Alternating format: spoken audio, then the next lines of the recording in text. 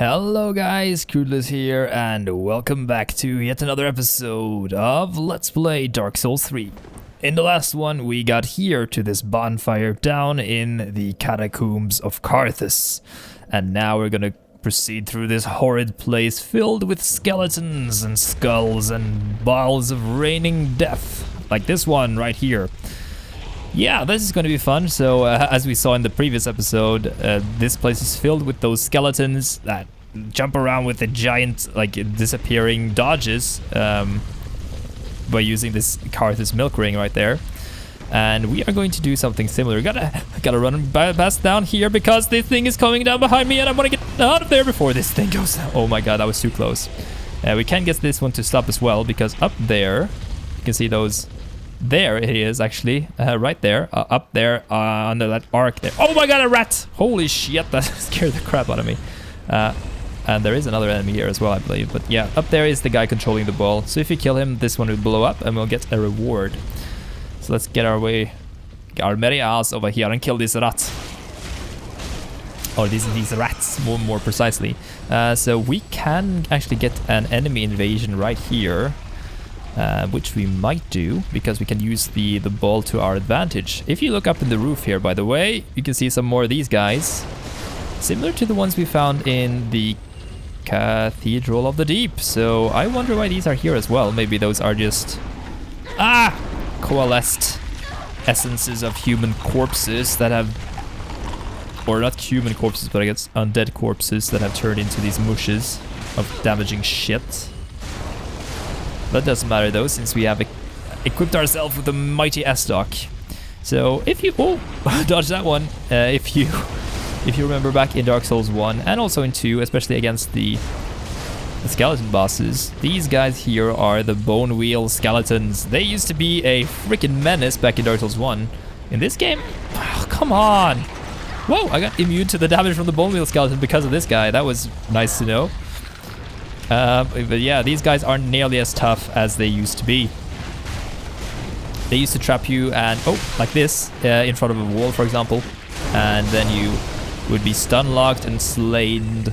What am I talking about? And basically stun-locked to death in front of the wall. So you have to be careful with pulling these guys. But now, I broke his head there. That was nice. Little nice detail there.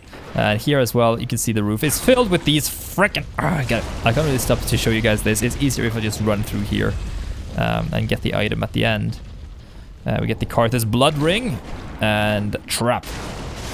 Yeah, more of these guys fell down behind us as well. Fighting these guys, I find it actually easier to just tilt the camera down. I don't think there is anything here. No, there is not. So I find it easier to tilt the camera down, because then I will hit like further downwards with my S-Dock instead of locking onto them. I find that easier against those slugs, or I guess they're sludges or something like that. So now we are going to trigger an invasion, I believe. If we go through here, we will see a future shortcut that we can get. On the opposite side, we see some skeletons, and here is an ember. I think that's kind of indicative of the fact that we'll be invaded by this guy. If you use the ember right there, you'll be invaded right after you use it. So this is Nightslayer Zorig.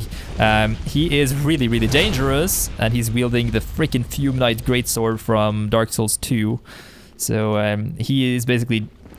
Oh my god, he has such a high poise skill! Let's try to make him get hit by the ball there. Yeah, there we go. Now we can get a couple of stabs on him. He's using the freaking Fume Knight Greatsword there from the Fume Knight in the Broom Tower DLC with the old Iron King in Dark Souls 2. So, I got hit by the ball there. That wasn't supposed to happen. But he has freaking amazing poise, that guy.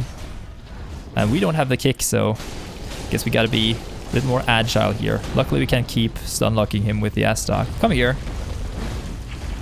Tried to pull him with... inside that thing. I love using the ball against him. And that should be it. Come on. There we go. So he will spawn here, but he'll also be available for a killing later on, which is nice. Nice. We get the My Thanks gesture and the Knight's Slayer ring. If you missed this phantom right here, you can also find him further down in a place we'll be visiting later on. Don't think there's anything through there. There is this path up here that goes up to the guy controlling the ball. But also, there is this guy. Freaking, I hate those guys with the kukuris. Luckily, we have such a quick weapon against these guys. Using a slow weapon against them? Oh, not advised. Oh my god, he disturbed my freaking block there. I used my buckler to block, but in the little fight here, we actually opened up this hidden passage, which is kind of nice. I am revealing this one by mistake. Let's make our way up here. You can hear this freaking... this guy. Let's try to get some stabs on him. Luckily, if fighting them in like these closed areas, they can't really jump around a lot. As you can see, this guy had glowing eyes, so he will respawn. Oh, there we go.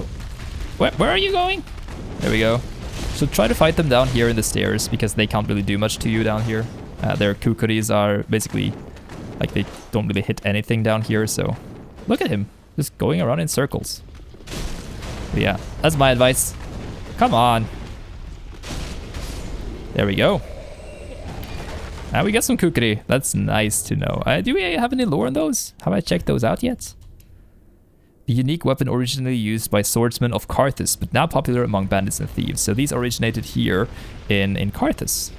Okay, by the way, we also found this little other ring here that works really well combined with the Carthus milk ring. This milk ring here, it does obscure rolling. I can show you guys. It makes you invisible while you roll, basically. Whoop. Can confuse enemies in PvP. It also increases dex by 4, I think. So, I think. Let's check it out. Let's see here. Yeah, 3 actually, 3. So. Yeah, and this one is a Carthus Blood Ring. It boosts rolling invincibility frames at the cost of defense. So as you can see, our defense is lowered to -10, so we take 10 additional damage from each physical strike, or 8 for the other strikes, and also increased magical damage, but we have longer invisibility frames while we dodge. I don't really use that a lot, to be honest, because I find it to be kind of... Yeah, I get hit a lot, so it can mess up my damage calculations a bit. Ring worn by warriors of the Sand Kingdom Carthus. Slightly boosts dexterity and obscures the... Oh, that was the wrong one, sorry. Yeah, they have this have the same descriptions, actually. They live for their High Lord Volnir, conqueror of the most kingdoms known to their people. Conqueror of most kingdoms, huh? Okay. I didn't even realize they had the same descriptions, but it makes sense since both of them are rings from Carthus, so... Another one of these guys, and there is actually an archer over here as well. There's the worker. We can try to kill him, but he will run away. And there's the freaking exploding arrow archer with the red eyes. Holy crabbalobble. This guy, he hovers in the air and stuff. So dangerous. Gotta be really careful with him. I don't want to be bled either, because if we get bled now, we will take tons of damage. So yeah, I'm gonna run away, and then we're gonna heal up, and then we're gonna take care of this guy. And also the loot over there that I missed. Holy shit. Come here. Luckily you can actually stun these guys. They don't have much poise. I wish I had poise. Grave Warden's Ashes. Those are the nice things we want down here. Umbral Ash of the Grave Warden of the Catacombs of Carthus. With this, the shrine handmaid will prepare new items. The old man began as a squire, carrying his master's accoutrements. He ended his days as a grave warden and carried them still. So he has a kukri there in his arm. Or in his hand there. Which is, yeah, a cool detail. The grave wardens in Dark Souls 2 were the keepers of the undead crypt. Oh my god, exploding arrows, come on. They were the keepers of the undead crypt. And there's a trap, of course. Wonderful. We damaged those guys on the opposite side there, though. That's kind of nice. Can we shoot them from here? Do I get the souls? Yeah, I get the souls from here. That's nice. Okay, so we can... If you didn't realize, by the way, that's the path we went down to in the last episode. So the path across here is broken, so this is where you would have fallen down. But I don't think there is anything else up here. But we did kill the worker, so the ball must have exploded. And yes, it has. Down here. Oh, Crab. What are you doing here, Crab? I thought you were with your big daddy in crucifixion wood, we get the dark gem. Now, the dark gem and the... not to be confused with the deep gem. These both deal, like, give you dark damage. This one loses scaling effects. This one does not. So it scales with intelligence and faith. Very similar to the hex builds in Dark Souls 2. Does it have any lore? Born from disembodied humanity. And this is found in dregs in the Cathedral of the Deep. So this is from dregs and this is from humanity. And they both deal dark damage. So one could assume then that the dregs are from humans or like have absorbed humanity from people maybe. I'll see more of those dregs later on. Let's get this guy. Let's get this guy. Come on. Oh my god, what is going on? Well, he falls down there and he dies, and then we get the gem. Come on, the fire gem. We already have one of those. Against this guy, oh my god, I love his blade. Look at this thing. It has this like bleeding effect on it. Looks kind of similar to a WoW enchant, to be honest, but let's try to kick this guy down. I guess I failed there, but if we keep at it, we can shove him off the edge here. Come on, there we go. And if you look closely, down there, we can see some loot, and oh, there's a person down there, just beneath the rock to the right. We can hear some creaking. There's this giant drawbridge, or not a drawbridge, but I guess a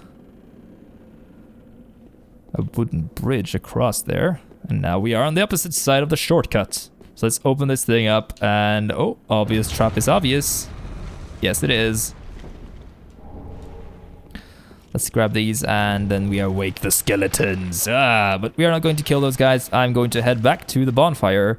And then we are going to head back down here through the shortcut, because this is where we fought Night Slayer Zorig. So now we'll be able to get full Estus flasks, and oh, we have a lot of souls as well.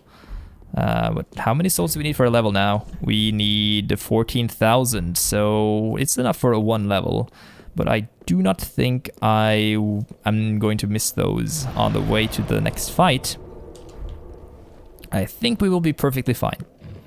So now, as you can see, the ball is back. So we gotta go kill the freaking worker again if we want to destroy this thing. But I don't think he drops a dark gem this time, so that's unfortunate. But yeah.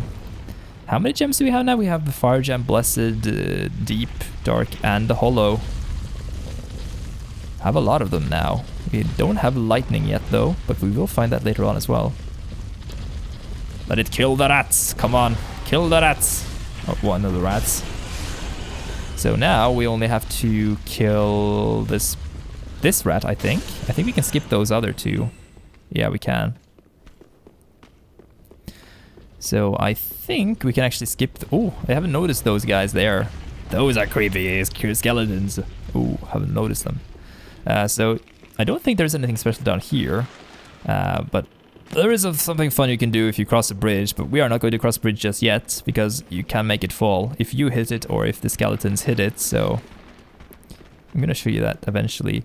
I'm going to make my way up here because we see Henri once more. But before we talk to him, we want to clear out these skeletons because, yeah, I don't want to be interrupted while talking to this guy, for your guy's sake. I mean, I could have just like talked to him quickly and then he would be on his merry way, but come on! Freaking skeletons. So many of them.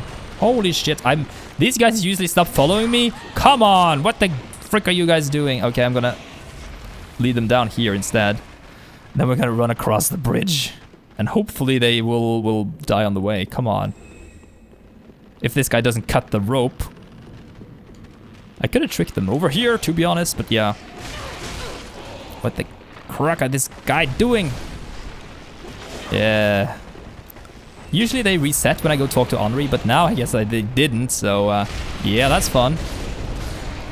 I'm gonna kill them all then. I don't think they keep respawning. We've almost wasted all the Estus flasks, but I want to talk to Henri uninterrupted for you guys' sake. Usually it's just a good idea, as I said, to just talk to Henri and then run across to the boss. You don't have to fight these guys at all. I'm taking so much damage today. Holy Christ. Okay, I don't want to lose my Ember. And I don't need a lot of Estus flasks for the boss, so... The boss is kind of like either you kill the boss or you die in one shot. Not really a boss for a long fight.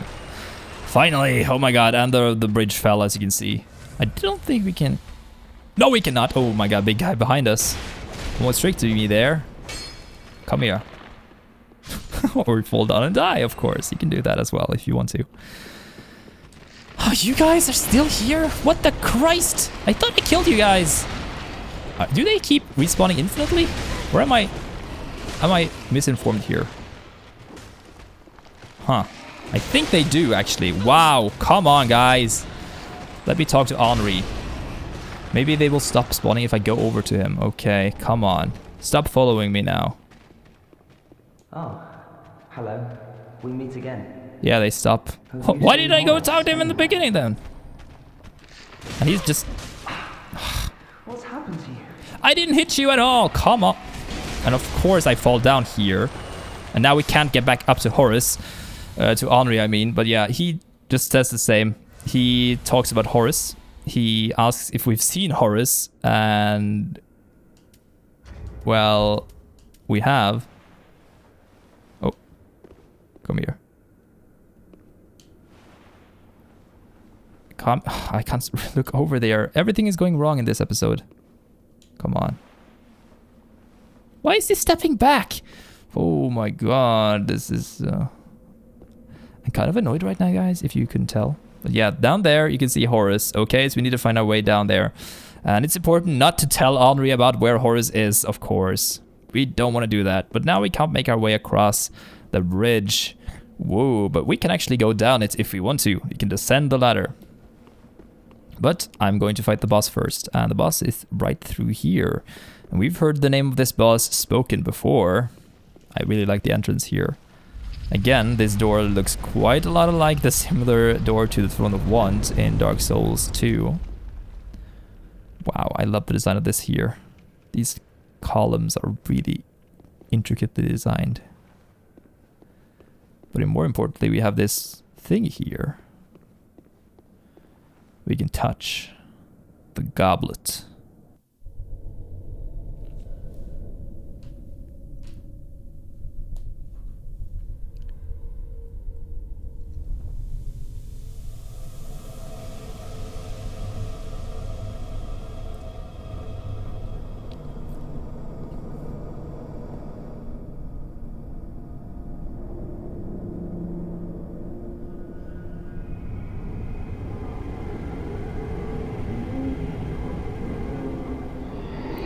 And we will be enveloped in darkness. Yes. Some sort of magical thing here. And... oh! What is this? The Dark World. If we use a torch here, you can kind of spoil what is going on. So I won't do that, but... yeah. What is this? Hello? Hello! Fucking skeleton man! Yeah, this is High Lord Volnir. We heard about this guy. He was the conqueror of most lands known to... oh, he's doing the breath attack. Most worlds known by the inhabitants of Karthus. This guy is... well, you have to destroy the bracelets. And we have to take care of those before he, like, shuts us off by climbing up here too far. So I usually want to take care of this, like, this arm right here. The left arm first.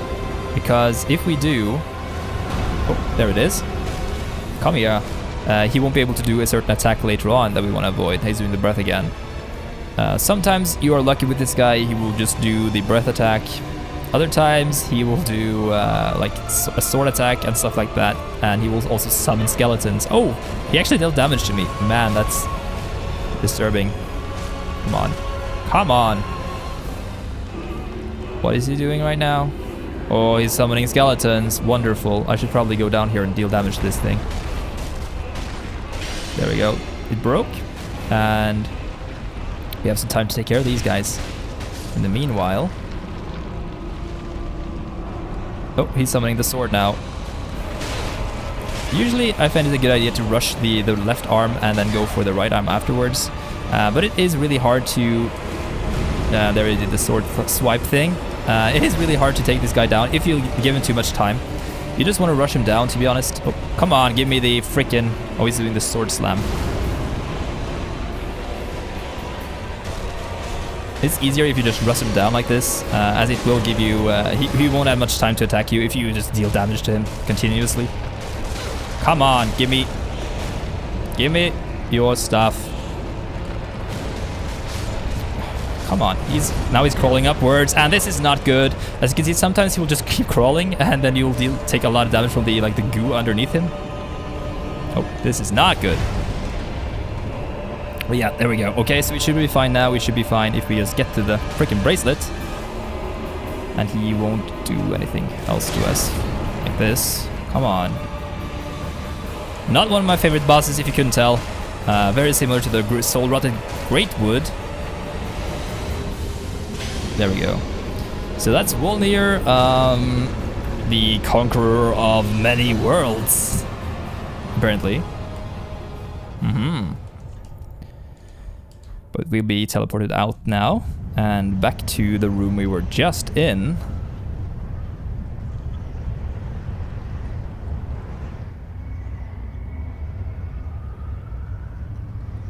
And then we'll be able to take a look at the souls we got and also what weapons we can transpose.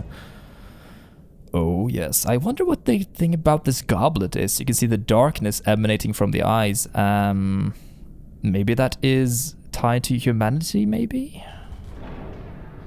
Is that Wolnir's skull?